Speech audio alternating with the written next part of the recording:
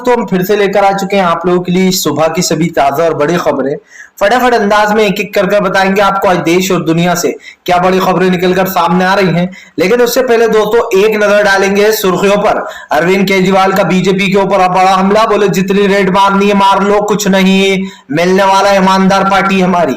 वहीं पर अगले बिग ब्रेकिंग में हम आपको बताएंगे दोस्तों, भारतीय जनता पार्टी के ऊपर भड़के मनोज झा, बोले सीबीआई, ईडी और एनआई दुरुपयोग किया जा रहा है सरकार द्वारा इन सारी संस्थाओं का। वहीं पर अगली बड़ी खबर में हम आपको बताएंगे दोस्तों, कांग्रेस हुई अरविंद केजरीवाल के ऊपर हमलावर, बोले जेल में डालो अरविंद केजरीवाल और सिसोदिया को, ये दोनों हैं भ्रष्टाचारी। इसके बारे में भी आपको बताएंगे।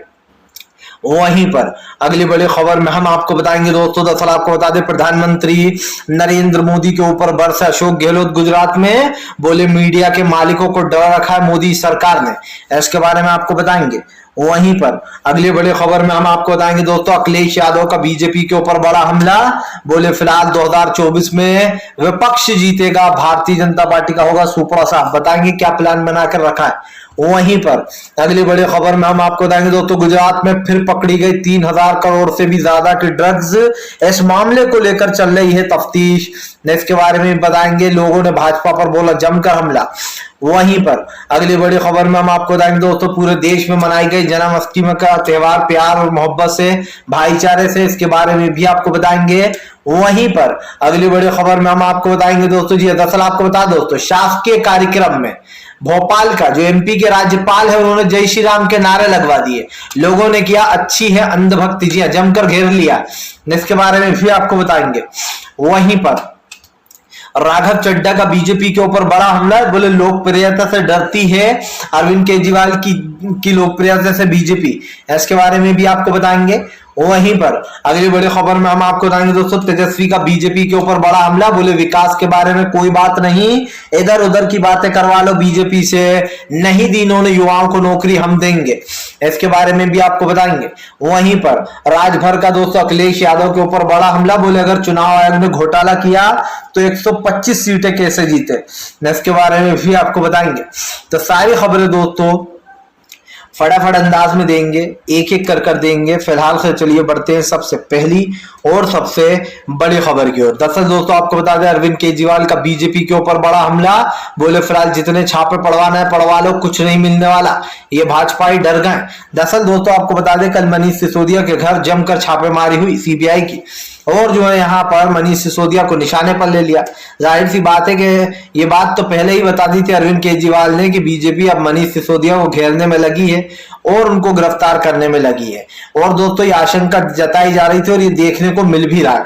जिस तरीके से मनीष सिसोदिया के घर छापेमारी हुई, कल पूरे दिन ये जो ड्रामा चला, इसको लेकर अरविंद केजरीवाल ने बीजेपी को घेर लिया है। केजरीवाल का कहना है कि भारतीय जनता पार्टी के पास सच्चे लोग नहीं है जो सच्ची राजनीति करते हो, देश की जनता के लिए सोचते हो। हम देश की जनता को फ्री का अनाज देते हैं, फ्री की योजनाएं देते हैं, बिजली देते हैं, तो बीजेपी को बुरा लगता है। आपको बता दें अरविंद केजरीवाल ने कहा कि भारतीय जनता पार्टी फ्री की चीज को रेवड़ी बोलती है, और जब ये लोग फ्री में अनाज बांटते हैं या फिर लोगों को लालच देते हैं तो आप समझिए दोस्तों वो फ्री की रेवड़ी नहीं होता। भारतीय जनता पार्टी को लगता है कि वो देश की जनता को बेवकूफ बना लेगी। अरविंद केजरीवाल ने कहा कि जितने सीबीआई एनआई और ईडी के छापे पड़वाना है उतने पड़वा ले बीजेपी, हम डरने वाले नहीं है और ना ही पीछे हटने वाले। दरअसल दोस्तों इस बात को तो खैर कोई भी नहीं झुठला सकता कि अरविंद केजरीवाल की लोकप्रियता बढ़ते हुए देख प्रधानमंत्री नरेंद्र मोदी दोस्तों बौखला गए।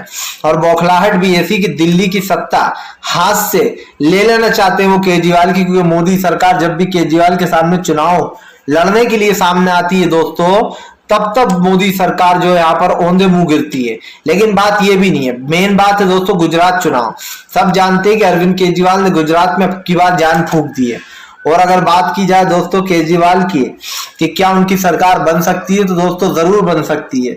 अगर अरविंद केजरीवाल को अच्छी खासी सीटें मिल गई तो बीजेपी के लिए मुसीबत का सबब बन जाएगा, क्योंकि गुजरात के लोग दोस्तों अब कहीं ना कहीं ऑप्शन ढूंढ रहे हैं बीजेपी का।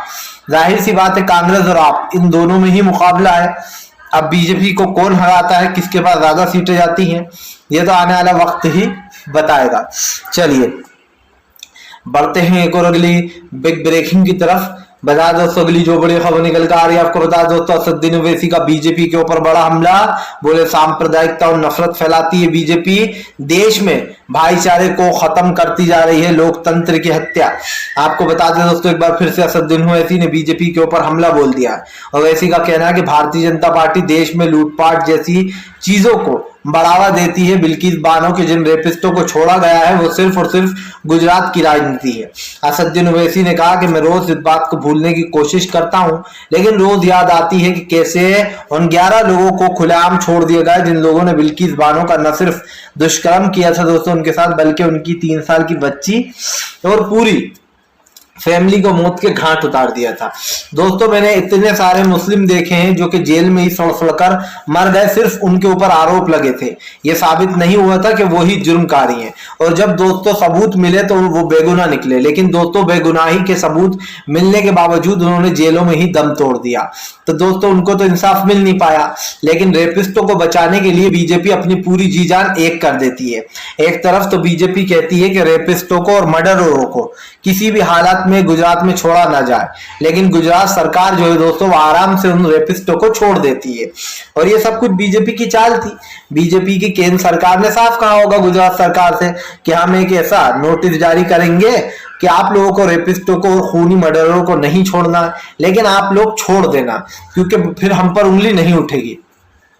अब दोस्तों ये तो साफ दिखाई दे रहा है कि गुजरात में जो है क्राइम का बोलबाला हो गया है, और जो है यहाँ पर सच्चों का मुंह इस वक्त तो काला हो गया है, क्योंकि प्रधानमंत्री नरेंद्र मोदी को शर्म नहीं आती कि बिल्किस बानो एक ऐसी महिला दोस्तों जिसकी जो 5 वर्षीय जो यहाँ पर गर्भ अवस्था में थी, उसका रेप किया गया, वो भी 11 आदमियों द्वारा।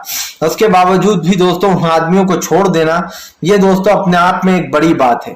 प्रधानमंत्री नरेंद्र मोदी जैसे लोग दोस्तों देश के पीएम तो होते हैं, लेकिन दोस्तों पीएम कहलाने लायक कोई काम नहीं करते, और ये साफ दिखाई दे रहा है। चलिए बढ़ते हैं एक और अगली बिग ब्रेकिंग की तरफ। बता दोस्तों अगली जो बड़ी खबर निकल कर आ रही है आपको बता दोस्तों, मनीष सिसोदिया के घर पड़ा छापा तो भड़के संजय सिंह। आपको बता दें संजय सिंह ने बीजेपी के ऊपर हमला बोलते हुए कहा कि Bharatiya Janata party CBI, NI और ईडी का दुरुपयोग सिर्फ इसलिए कर रही है क्योंकि वो लोग अरविंद केजरीवाल से डरते हैं। संजय सिंह ने कहा कि ये भ्रष्टाचारी पार्टी भ्रष्टाचार फैला रही देश में। जाहिर सी बात है दोस्तों बीजेपी लगातार देश में भ्रष्टाचार फैलाने में लगी हुई है, और इसको लेकर संजय सिंह ने बीजेपी को घेर लिया। संजय सिंह ने बीजेपी को घेरते हुए कहा कि जो लोग राम के नाम का भी पैसा खा जाए उनसे उम्मीद भी क्या की जा सकती है। जी हाँ दोस्तों, हम बात कर रहे हैं अयोध्या जमीन की, जो जमीन घोटाला हुआ था, जो 2 करोड़ की जमीन 18 करोड़ में खरीदी गई, उसमें जमकर बकायदा घोटाला हुआ था। अब इसको लेकर संजय सिंह ने बीजेपी को घेर लिया। संजय सिंह ने भारतीय जनता पार्टी के ऊपर हमला बोलते हुए कहा कि बीजेपी से कोई उम्मीद करना अपने आप में दोस्तों एक बेवकूफी है। आप समझिए, अगर इस वक्त संजय सिंह जो बात बोल रहे हैं इस बात को झुटलाया नहीं जा सकता। भारतीय जनता पार्टी दोस्तों पूरे देश में यही कर रही है। जहां जहां इनकी सरकार नहीं है वहां वहां दोस्तों ये लोग सरकार बनाने की होड़ करते हैं। देखिए दोस्तों सिंपल सी बात यह है कि बीजेपी आज जो देश का माहौल बिगाड़ रही है ना, उसके लिए बीजेपी जिम्मेदार तो है ही, लेकिन विपक्ष की सरकार गिराने में भी बीजेपी लगी है। और यही कारण है जो कल मनीष सिसोदिया के घर छापा पड़ा और पूरे दिन भर यही नाटक चलता रहा, पूरी मीडिया पर यही छाया रहा। लेकिन दोस्तों आप देखिए, एक जगह पर 11 आरोपियों को, बिल्किस बानो के रेपिस्टों को छोड़ दिया जाता है, लेकिन एक भी मीडिया हाउस दोस्तों इस खबर को नहीं चलाता। या तो दोस्तों ये लोग बड़ी बड़ी बातें करते हैं महिलाओं के बारे में, महिलाओं के सम्मान के बारे में, लेकिन जब दोस्तों रेपिस्टों को छोड़ा जाता है तो पूरी मीडिया हाथ में चूड़ियां पहन लेती है और मोदी के नाम की जो है दोस्तों पायल खनकाती है पैरों में पहनकर। क्योंकि दोस्तों आप समझिए, एक तरीके से हम महिलाओं को सम्मान देते हैं दोस्तों, लेकिन दोस्तों आप समझिए महिलाएं तो फिर भी हिम्मत वाली होती है, लेकिन ये जो न्यूज एंकर है दोस्तों इनमें जरा से भी शर्म नाम की चीज नहीं है। और खास करके महिलाओं में जो न्यूज एंकर है, क्योंकि एक महिला होकर अगर आप महिला का दर्द दोस्तों नहीं समझ सकते तो फिर तो इंसानियत दोस्तों बर्बादी हो चुकी है। जाहिर सी बात है भारतीय जनता पार्टी और उसके झूठे वादे, ये सारी की सारी चीजें दोस्तों बेईमानी हो चुकी हैं, और इस वक्त जो हो रहा है देश में वहां पर हम बखूब देख रहे हैं। फिलहाल चलिए बढ़ते हैं एक और अगली बिग ब्रेकिंग की तरफ। बता दोस्तों अगली जो बड़ी खबर निकल कर आ रही है, अखिलेश यादव का 2024 का प्लान हुआ ऑन। भारतीय जनता पार्टी को 2024 में देंगे अखिलेश झटका। आपको बताते चले दोस्तों, इस वक्त अखिलेश यादव बीजेपी के ऊपर हमलावर हो गए। अखिलेश का साफ कहना है कि फिलहाल 2024 में बीजेपी को सत्ता से बाहर करेंगे। दरअसल नीतीश के तेजस्वी के साथ आने के बाद अखिलेश का भी प्लान दोस्तों कुछ ऐसा ही है कि वो उत्तर प्रदेश में भारतीय जनता पार्टी को पूरी तरीके से खत्म कर देंगे। आपको बताते चले दोस्तों, अखिलेश यादव काफी स्ट्रोंग माने जाते हैं। ऐसे में अखिलेश यादव पूरी कोशिश कर रहे हैं कि फिलहाल वो उत्तर प्रदेश की राजनीति को बदल सके। आपको बता दो दोस्तों, उत्तर प्रदेश में इस वक्त योगी आदित्यनाथ की सरकार चल रही है, लेकिन माना जा रहा है कि अखिलेश जो है तख्ता पलट करेंगे तेजस्वी की तरह। तेजस्वी यादव जो है दोस्तों वो कहीं ना कहीं अखिलेश के लिए प्रेरणा बन चुके हैं और अखिलेश ने बता दिया है कि 2024 में लोकसभा चुनाव में इस बार बीजेपी को करारी हार का सामना करना पड़ेगा। आपको बता दें, अखिलेश यादव के इस बयान के बाद भारतीय जनता पार्टी में काफी ज्यादा रोष है। अब ये तो साफ है दोस्तों कि उत्तर प्रदेश की सरकार गिरे ना गिरे, लेकिन अखिलेश ने अपना इरादा कर लिया कि वो 2024 में बीजेपी को हराएंगे। एक बात ये है और दूसरी बात ये भी है दोस्तों कि यहाँ पर तो खैर डबल इंजन की सरकार चल रही थी और वहां पर संख्या तोड़ना थोड़ा मुश्किल है, क्योंकि उत्तर प्रदेश का सियासी घमासान अभी थमा नहीं है। हालांकि ये कहा नहीं जा सकता कि दोस्तों कब तख्ता पलट हो जाए, लेकिन अखिलेश ने जो प्लान बनाया है उस पर वो काम जरूर करेंगे, भले ही वो कामयाब हो या ना हो। क्योंकि दोस्तों बीजेपी को सबक सिखाना बहुत जरूरी है। बीजेपी दूसरों की सरकारें गिराती है, जब इनकी खुद की सरकार गिरेगी तो देखने में मजा आएगा कि क्या होता है। क्योंकि जब बिहार की सरकार गिरी तो बीजेपी वाले बौखला गए। इनको दोस्तों हजम नहीं हुई ये बात, कह रहे हम तो भैया लोगों की सरकारें गिराया करते थे राज्यों में, आज हमारी सरकार गिर गई, ये क्या हो गया। और यही बात दोस्तों बीजेपी को खल रही है, लेकिन कब तक खलेगी ये पता नहीं, पर बीजेपी सत्ता से बाहर तो जरूर जाएगी। फिलहाल चलिए बढ़ते हैं दोस्तों एक और अगली बिग ब्रेकिंग की तरफ। बता दोस्तों अगली जो बड़ी खबर निकल कर आ रही, शासकीय कार्यक्रम में दोस्तों लगे जय श्री राम के नारे। लोगों ने कहा एमपी में अंधभक्ति फैलाई जा रही है। दरअसल दोस्तों अब शासकीय कार्यक्रम में भी जय श्री राम के नारे लगेंगे। आप समझिए शासकीय कार्यक्रम क्या होता है आप अच्छे से जानते हैं, लेकिन दोस्तों वहां पर जय श्री राम के नारे की जरूरत नहीं थी।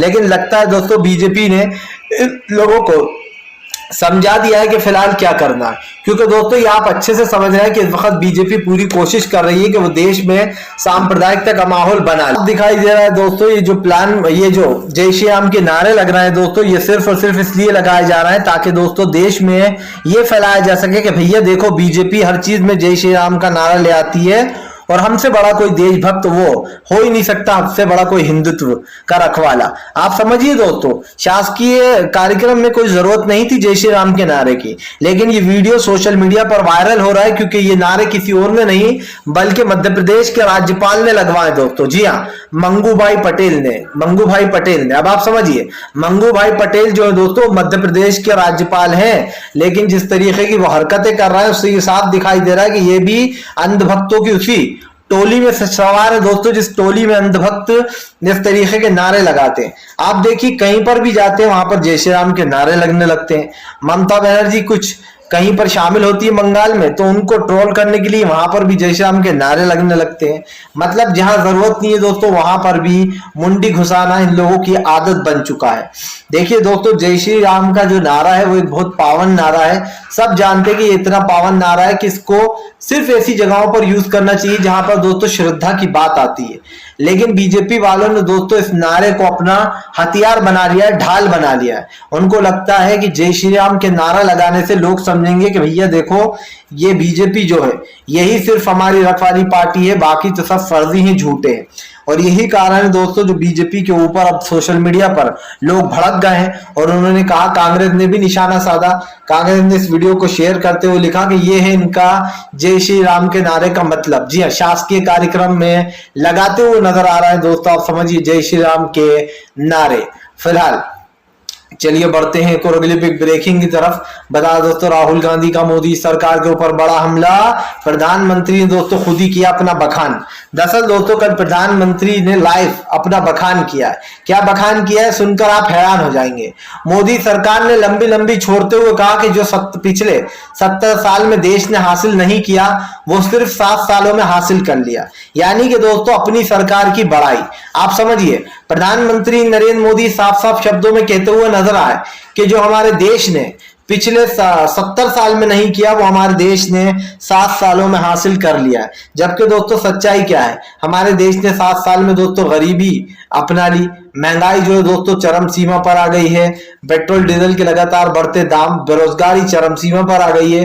तो खैर ये बात तो झूठ नहीं है कि जो 70 साल में हमने नहीं पाया दोस्तों 7 सालों में पा लिया।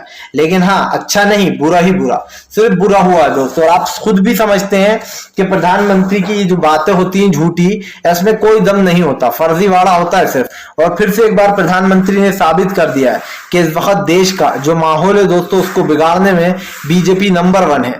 आप समझिए, खुद ही अपनी तारीफ करने पर राहुल गांधी ने केंद्र सरकार पर हमला बोला और कहा कि प्रधानमंत्री नरेंद्र मोदी ने पिछले 70 सालों में जितनी भी देश ने प्रॉपर्टियां बनाई थी उन सबको अडानी और अंबानी को बेच दिया है। इसको कहते हैं दोस्तों सोने पर सुहागा।